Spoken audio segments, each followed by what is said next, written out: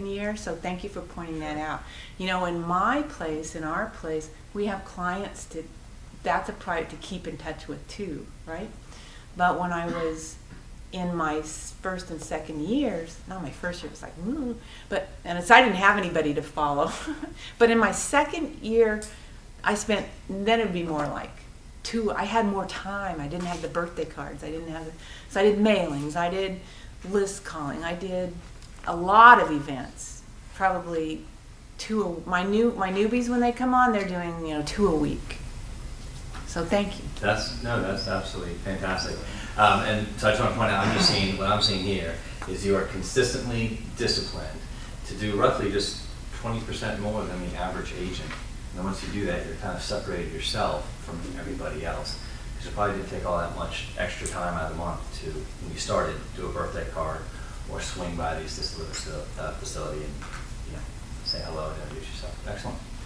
I have a question. Yes. How do you stay, when you're making obviously more money than you need, how do you stay motivated to get more money? Oh, I love this question, Maxine. So again, self-limiting beliefs. I have more money than I need. I'm so happy and grateful for the money I need. I don't need much more than a pup tent. You know what I mean? Mm-hmm. But I deserve whatever I want. That's hard to hear.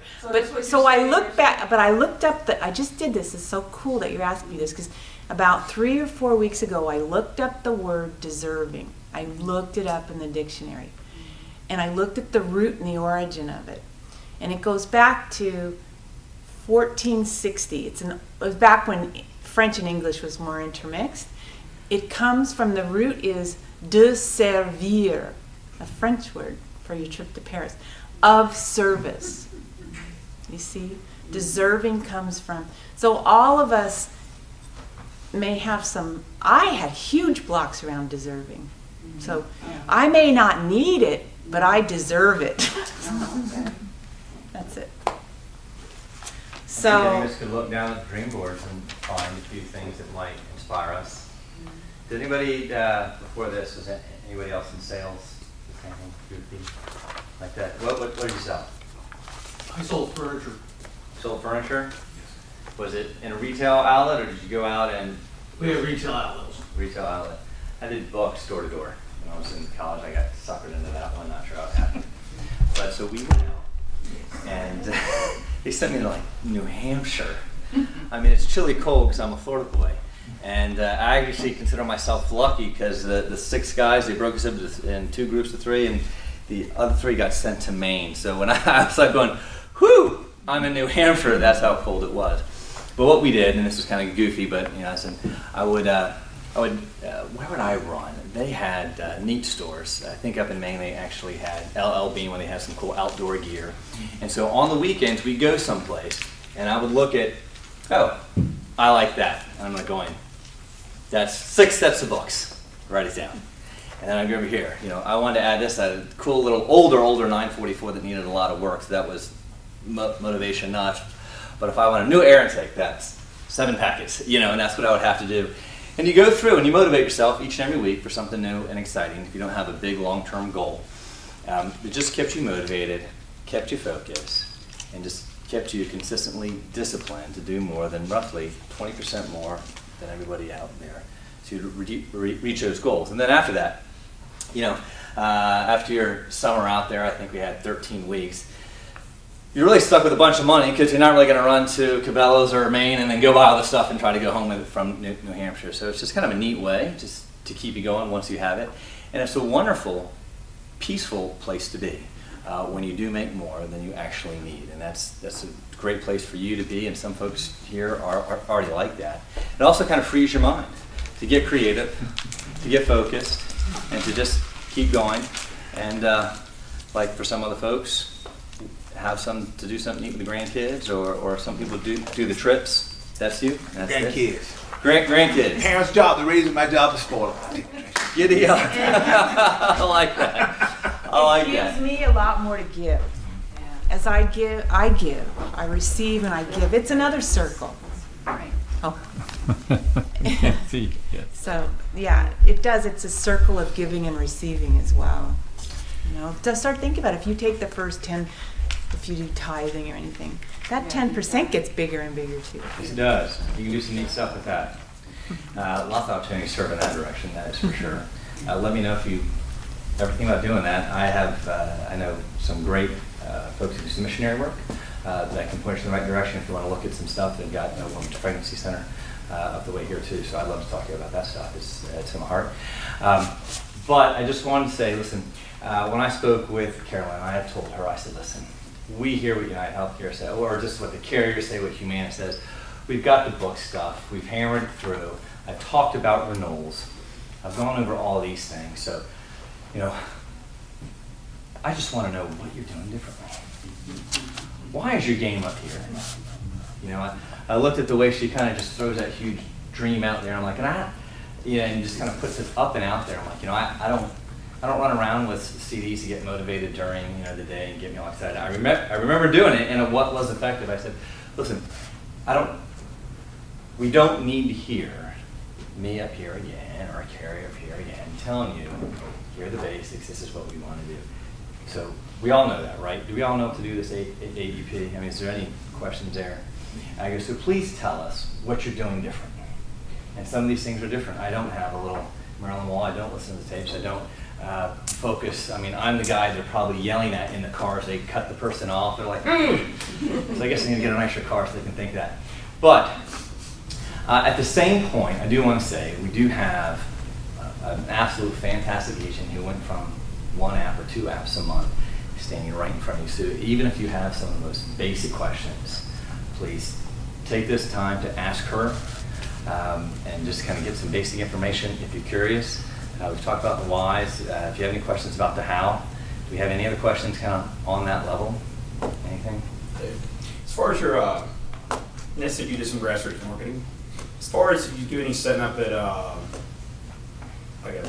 discount stores, outlet stores, anything like that, and what's your suggestion as far as going in and approaching the manager? What kind of schedule do you try to keep there? How long do you wait out? You know, how many weeks do you go consecutive before you say, okay, you know, this is in or out? That's a great question. Actually, we'll like sit in the parking lot and watch traffic patterns. You know, do they have enough people coming? What kind of people? When are they coming? I don't sit I'm not like a stakeout, but you know, I pay attention. Or you know who knows that stuff? The manager. How do you approach the manager? With my big, giant golden ball of energy from all the audios and stuff I get that. So, well, just be very polite and courteous, and all of us can be more that way, and be happy. Do you try Nobody to wants set to the talk to schedule a with them, grump. though? Do you say, hey, I would like to come in here and sit for 3 hours on every Monday for the next X I don't number of think weeks? that would work really well. I would think I would come from the place of, how can I help? How can I serve? I'm offering, everyone, think the reason that we are so successful in this is because there's a need for us, because everything is so constantly changing, and you can just, everybody, all you have to do is say, Obamacare. So anybody you talk to is going to understand, that manager is going to understand how complex and that his clientele would like to have some questions answered. So you're here, you could talk about how you've done it over here, or like my people, the team I work with, they can say, we have done this. So you have somebody you can we with, even if it's your first time, and we help people to understand, that kind of thing. I would come from there. Okay. Great. What type of system do you use to organize your business? System. Your business, like as your business gets bigger and bigger, you need some type of system to manage all the people. Like I'm probably not the best one to ask that. I'll tell you, I use ACT, just because I have had it for so many years. But there's probably a better one. I would ask Dunnan or Caitlin. Okay. Absolutely. Outlook, if you have 2010 or later, has what's called a Business Contact Manager, and you can download it for free. When you download it, and if you're going to keep it on the computer that you're using, it will be, I forget what type of database they call it, a local database is how you'll set that up. and it allows you to sort, cut, paste, pull out people with with the letters J and K in their last name. I mean, it really lets you pinpoint things. It has places for birthdays, clicking points for mail lists, and all that. You can pop it out pretty quickly. And the nice thing is, if you ever do put it into there and you have some questions, just bring a little laptop over, and sometimes we can work you through it. What's it called again? It's Outlook, and then you download it, and it's free for Microsoft Business Contact Manager. It's working wonders for us. Does anybody out there have a contact management program they love? Well, she uses me again, and I've been looking at it. It looks pretty good. You like it? Yeah, I've started using it. You just click on your phone. You click on the picture, it uploads everything, and then it just fills it in. What's it called again? Me again. Me again. And then what's really cool about it is, let's say you just met somebody, they already have letters that are already done. So you have the person's email, and then just send them like, oh, by the way, it was great seeing you. By the way, I love dogs too. And it's Something Me like that. Again. Me again. Is that an app? It's an app, yeah. Okay, so I've shared with you all some of the ways that I and my team, the way we use our thoughts to create a big ball of positive energy, because that is what I experience attracts the clients to me, makes them stick. And also because it feels better and it's more fun. So then your thoughts are your treasure vault, okay? That's your fortune, really. So make it fun, but turn those thoughts around. It feels good, and also remember to set the rules so that you win. You get to set the rules. So you'll just keep that in mind. You always win. What is one of the old boxers? It's not over until I win. You know, just keep at it. And it's a decision away to be successful. We as human beings, we're designed to do this. It's nature. It's just like a plant.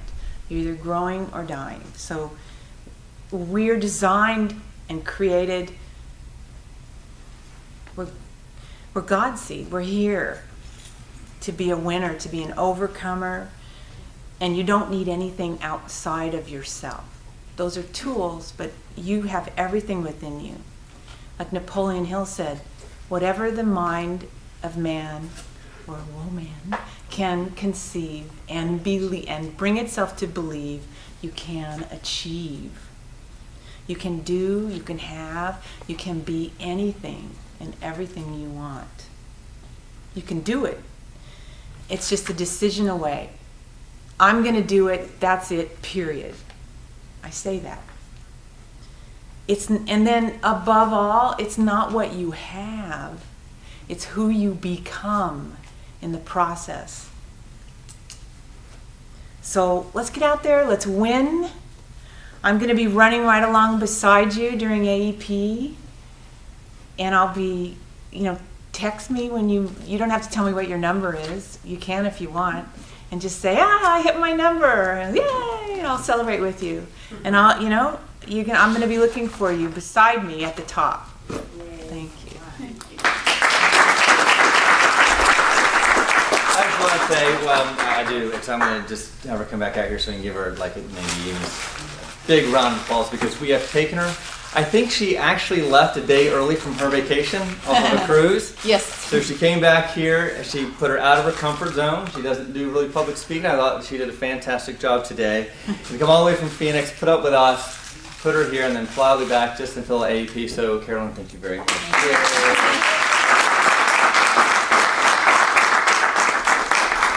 And thank you, because I'm going to have such a blast off AEP because I did this. Because I spent all this time doing this.